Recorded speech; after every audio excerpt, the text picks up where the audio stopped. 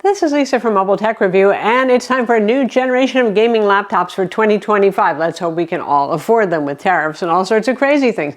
This one is the HP Omen Max 16. So the Omen is their top line when it comes to gaming laptops, and HP and the Omen Max is obviously the best that they can offer. We're going to look at it now. So we've got a new look with this laptop, particularly the keyboard. You'll see the per key RGB kind of has big bevels around each key to kind of show off the RGB lighting more. I leave it up to you as to whether you like that or not, but first let's talk about the core essentials here. It's a nice looking laptop. They've gone for a posh, you know, that whole razor blade S kind of thing, matte black aluminum chassis.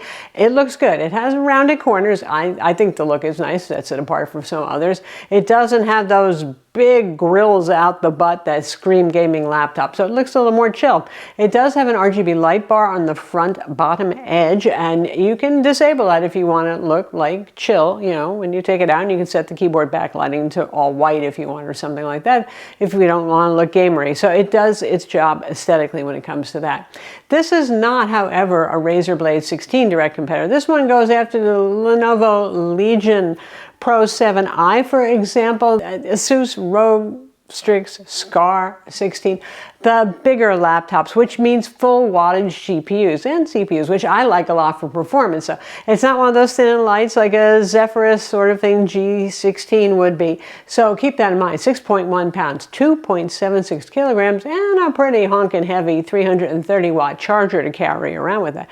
So, you know, it looks pretty sleek and all that sort of thing, but it's not an ultralight. It's not going to compete directly with the Blade. That's a different kind of laptop there. All right. We have Intel Core Ultra 7 and 9 second generation CPUs. Well, in that case, that means really it's sort of the first generation for the HX processor in Intel's processor land for these. So we're moving on from, like, you know, the 1400 series, 14900, whatever, you know, HX series to this, which is nice to see. And Intel, you know, they finally have managed to get the watts under control, and therefore the thermals largely, and the chassis temperatures, which is something I'm noticing with other 2025 gaming laptops that we will be reviewing, including that Legion and big ones like the Titan and Scars and all that sort of thing, is the chassis temperatures on this are cool, even when in gaming. Now, no more like joking about like your fertility is going to fail you guys if you have this in your lap. The heat that blows out of the four vents, this says them on the side and on the rear, well, it's well managed. It's warm. It's not hot. So it's not like, you know, remember 5 years ago and ouch, you couldn't even touch the laptop while you're gaming.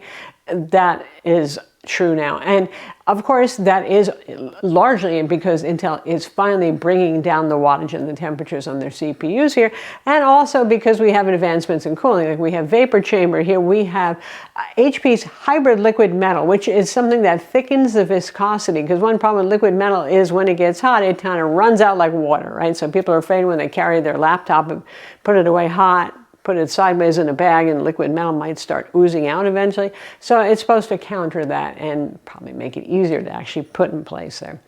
So that's pretty effective. That said, compared to some of the competition, the CPU on our particular unit is running a little hotter than I expected versus the competition. So CPU temperatures when playing demanding games at QHD plus resolution can sometimes hit thermal max at 105 centigrade. Now, oftentimes it's more like 85, which is very acceptable for a gaming laptop. It might just be our particular unit, because I know some other normals like you out there who actually buy these things have not been complaining about their CPU temperatures.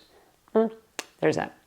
So, speaking of that display, you have 3 display options. We had pretty much the top of the line configuration, the one they sell at Best Buy, for example, and it started out, I think, around $2,500, but now it's up to $3,300. Again, tariffs, crazy things going on in the world. So, don't blame HP so much, because it's going to happen with all the brands. It does, again, compete with the kind of somewhat reasonably priced for what you get, Lenovo Legion Pro 7, for example, like I said. So there's that. Anyway, 3 display options. The base one for the $2,500 right now, as of April 2025, that's the price.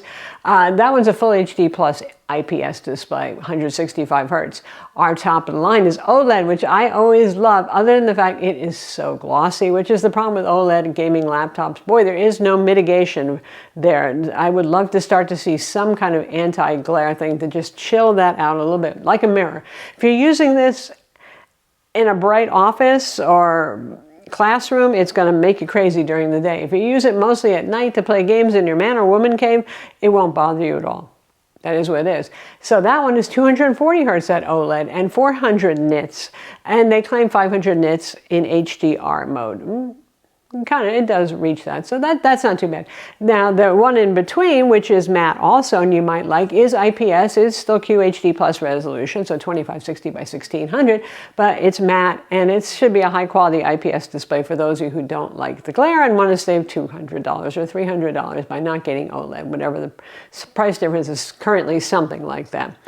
That's a, boy, I'm kind of a sucker for OLED. I also like mini LED displays, and I know some of you have preferences one way or another. So if you're in Team OLED, this is there for you as an option. Very nice that.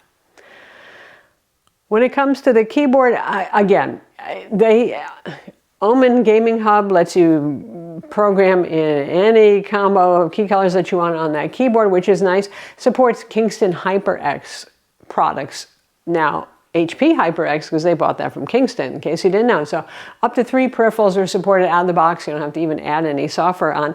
And the software, the Omen Gaming Hub, boy, it kind of looks like them and HyperX got together and just decided to have a game-a-thon sense of humor kind of thing here. And when it loads up, it's always saying things like completing side quests and all that, right?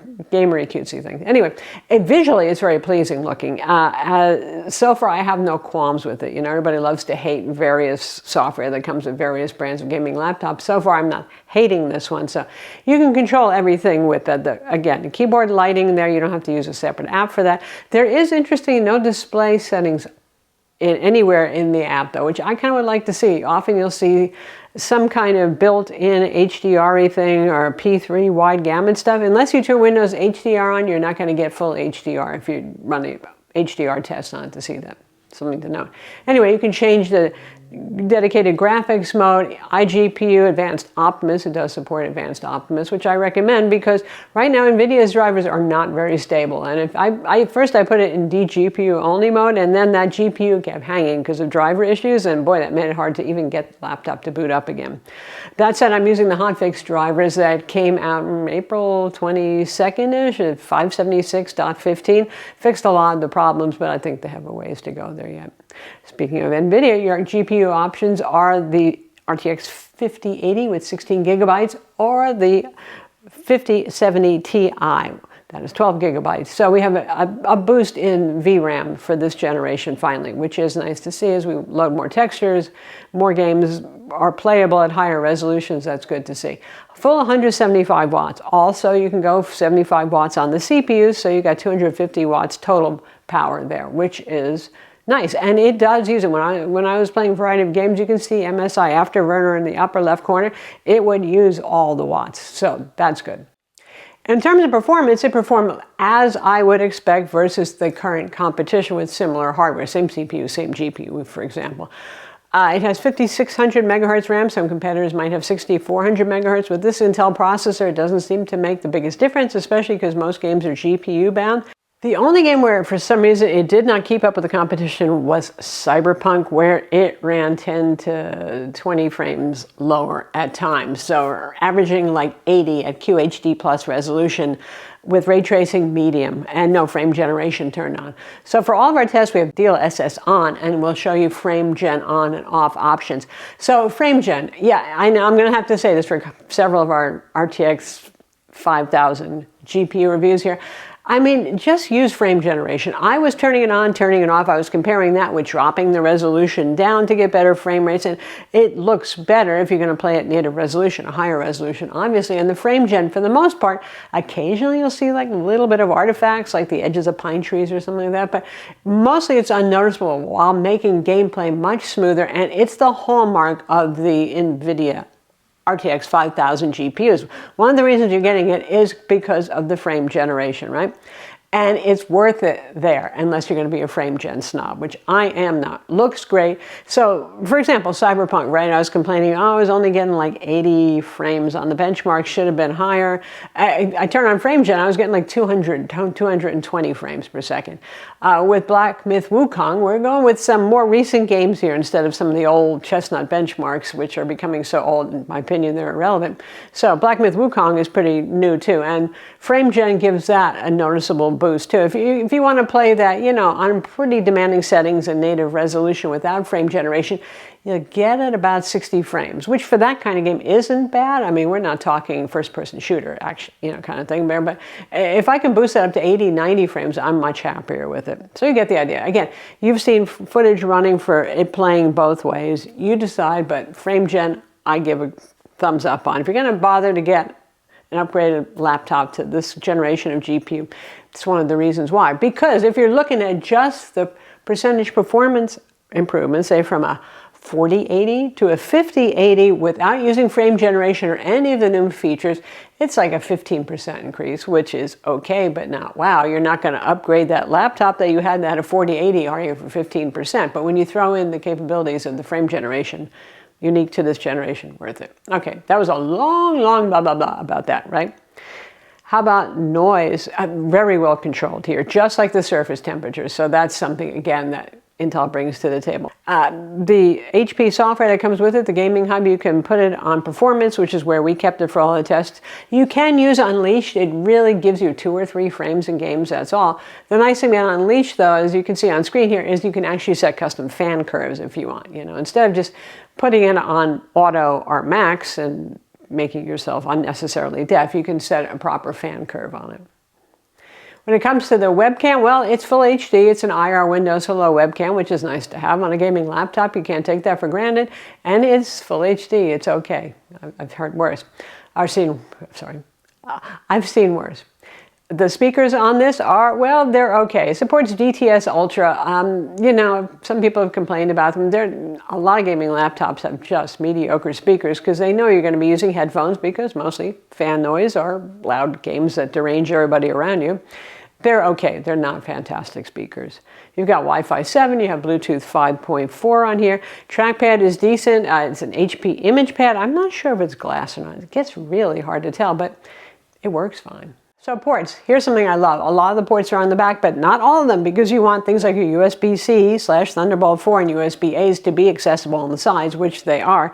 But you've got your HDMI 2.1 at the back. You've got your power connector out the back, out of the way, tidy, something that Lenovo used to do with the Legion. So they stopped doing that this year. So that's nice.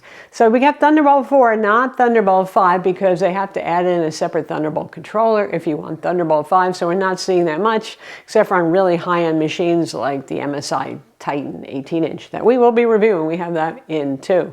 When it comes to battery, you have an 83 watt-hour battery on, and it's a gaming laptop, you know, but still, the Intel CPU is more efficient now with Advanced Optimus turned on, so it's using the iGPU. I get about 4 hours or so, and that's with the OLED display, which is not the most power efficient, and that's setting the brightness at 200 nits and doing mixed productivity work like you would for work or school, not playing games where typically you only get like an hour and a reduced performance, so why would you play games unplugged unless you had no other choice in life? We're going to take a look at the internals now, but first, 2 things to note. Yes, it has razor blade syndrome, which is to say, yeah, it shows fingerprints. The matte black is pretty, but it shows them. They do list a white option on their website. I haven't seen it in person. That would be neat. Here, the speaker vent grills over here, so you know where the sound comes, kind of downfiring. So that looks like a mesh there, right? That's all for looks. These 2 cutouts are actually for the fan. The rest is just, well, nothing. Maybe a little more ventilation would be nice. Anyway, that's the underside of your metal cover. And here are the internals. Look at that, boy. We're having like tidy. It's a cross between an Alienware and a MacBook or something like that for looking good. everything is well labeled, so you can't get confused. Your vapor chamber here, obviously you're probably not going to be messing with that, though you might be tempted. Here's the boot SSD right here, which does run under this heat pipe. Well, the heat pipe can help dissipate heat from the SSD. It's PCIe 4, by the way, not PCIe 5. Most are still PCIe 4 with this generation of gaming laptops, but removing your liquid metal kind of thing here just to pull up the heatsink to change the boot SSD is a little bit of a drag. On a positive note, there is a second SSD slot there that is unused. Ours came with a single 2 terabyte drive in the boot position, so you do have another drive bay available if you just want to expand storage and not replace your boot drive. And labeled here, DDR is your RAM. So this is a sticky cover, heat shield kind of thing. So you can pull this off if you want to replace your RAM. And there's your 2 RAM slots. Yay, that. You can replace, upgrade your RAM, that sort of thing. Ours came with 32 gigs, and you can order it anywhere up to 64 gigs on HP's website. What about that Wi-Fi card with Bluetooth? Well, it is, looking at the service manual, it is underneath this heatsink, so that's a bit of work if you want to get to it. It is a socketed card, so it is upgradable / removable, but clearly not easily accessible here. So that's the HP Omen Max 16 for 2025. Again, there's a higher end model here with OLED and the RTX 5080, Intel Core Ultra 9 275HX, and it's a nice looking machine. It's a good feeling machine. And you know, the thermals are the most pleasing thing about laptops these days in terms of surface temperatures and the temperature of coming out of the fans on this. It's just really very tolerable. So those parts are nice. I think HP might need to up their game a little bit with the CPU situation here, unless we just happen to get one that didn't have the world's best paste job. I don't know. I'm Lisa from Mobile Tech Review. Be sure to subscribe to our YouTube channel for more cool tech videos, and thumbs up if you like this vid.